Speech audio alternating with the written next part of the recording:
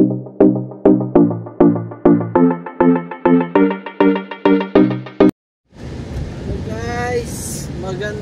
tanghali po.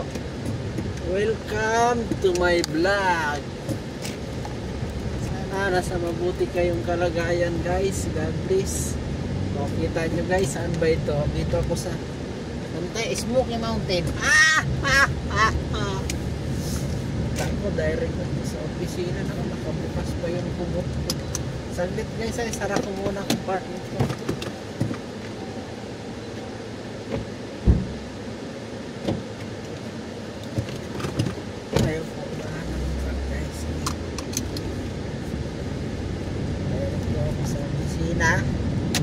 Tapos manghingi na lang ako gasolina guys. Wala sagad na. Wala sagad. Ano gagawin? Wala sagad ang gasolina. Wala tayo mga 10 minutes guys. Okay na yan.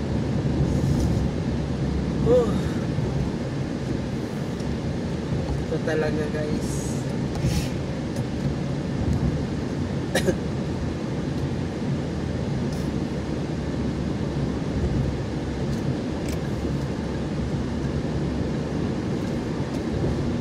Dito ka talaga guys, kailangan malakas talagang loob mo. Kahit wala kang idea sa place, sige lang. Kahit sabihin natin naka-location tayo, minsan ang location sablay din. Sakto lang kasi guys, pagdating ko dun sa destination ko, yung taong imimit ko, sakto lang din dumating. Kaya hindi na ako nagtagal. Timing nga guys, timing nga yung arrive ko dun. Tama lang talaga.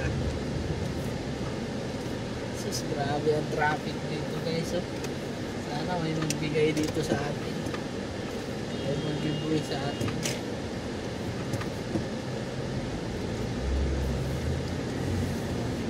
Sakto lang po dito guys sa U-turn. Diba?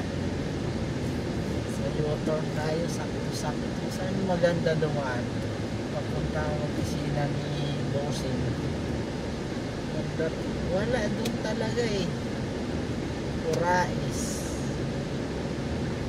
Sa may gasolinahan, pwede rin. Para shortcut na lang. Diba? Ay, buhay talaga guys, ano? Pagod na mga ibang bansa guys. Ngayon guys, may nasilip akong opportunity para sa Pilipinas. Sana next year pag-uwi ko mayroon pa. Kasi ayaw ko na talaga guys. Pagod na talaga. Doon na lang ako babiyahe sa atin guys. Sana guys, swerte ako sa ganun. Ako guys, masipag naman akong bumiyahe basta sarili ko. Parang kontrata sa guys sa 5 years guys. 5 years ko siyang ibabiyahe. Matapos ko yung 5 years guys, magiging akin na yung kotse. Maganda rin, di ba? Ano siya, parang boundary ganun. Pwede ba yun? Boundaryhan ko sana 1.3 adi kaya ba ang 1.3 ngayon sa isang araw kung nag-grab ka? Sana may mag-comment guys para magka-idea ako sa, pero pag makakuha ako ng yung balance, maganda pa siguro. Pagod na talaga dito mga pare. Hindi rin ako kasi parang pag mag-apply naman ako guys motorcycle taxi, pagdating sa skill test kaya kung kaso lang ninenervyos ako pag ganyan, kinakabahan ako. Pero pag normal na bumabiyahe, maingat ako, matatag ako. Ganon siguro talaga guys pag mga Siyempre hindi naman pwede na hindi kanila idaan sa pagsubok nga. Yun ang magiging pagsubok natin guys, yung skill test. Doon nila inaalam. May buhay talaga ng abroad.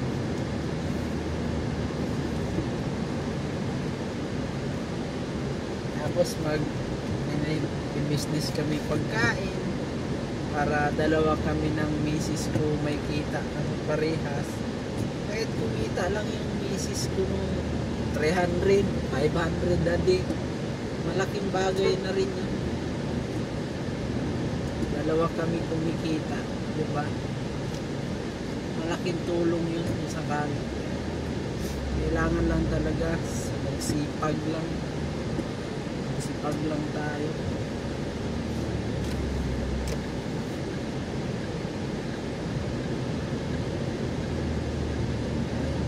Tayo naman kasi pag hindi tayo tamad, nangangarap tayo para sa mga anak natin, hindi naman tayo sigurado, hindi tayo pababayaan ng Panginoon. Siyempre sa future ng mga anak natin, ano talaga ang labanan ngayon. So kitang kita guys, alam ko yung speed limit dito kaya medyo nakalaylo. Sige lang guys, kaya natin to.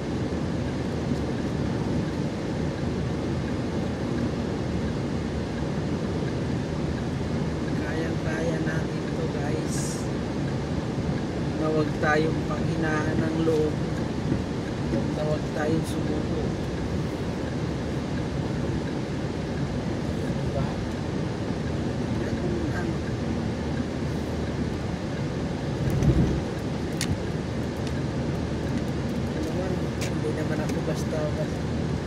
Basta nasuko guys, basta may pangarap ako sa mga anak ko, hindi ako susuko guys. Laban lang, sabi nga ni Edin, laban. Si Lola Bilin, sukol, diba? Hindi guys, hindi yan. Solid tayo guys, legit Tower Gods. Legit Tower Gods.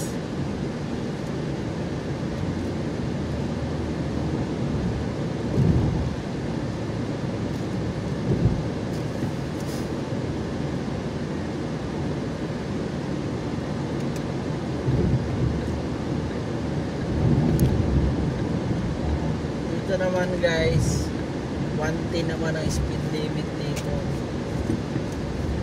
Kasyahin ko na lang ang gasolina. Kasi mamaya may sundong bago kay Lola. Ayan, sukol daw guys.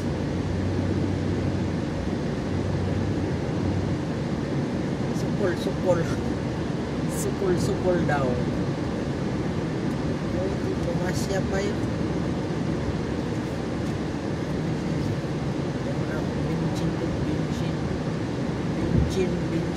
Benzin kasi ang tawag nila guys sa gasolina. Benzin. Diba? Benzin. Oh. Pag ganito lang guys ang takbo sa daan, okay. Minsan kasi guys, pag tumutukot, nakakaumay. Hindi pa tuloy-tuloy. Kagaya nitong sa unahan ko, papakyot pa. 110 naman ang speed limit, hindi pa binira. Hindi pa ako ng fast lane guys. Para makataas tayo ng speed. Oops, silip-silip tayo guys. Huwag tayo mag-focus sa camera.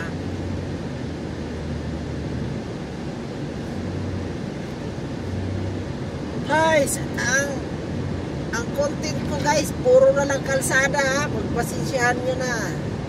Ganito talaga ang Grab driver guys. Grab driver ka, ganito lagi. wala kaming maipakitang content kundi puro kalsada.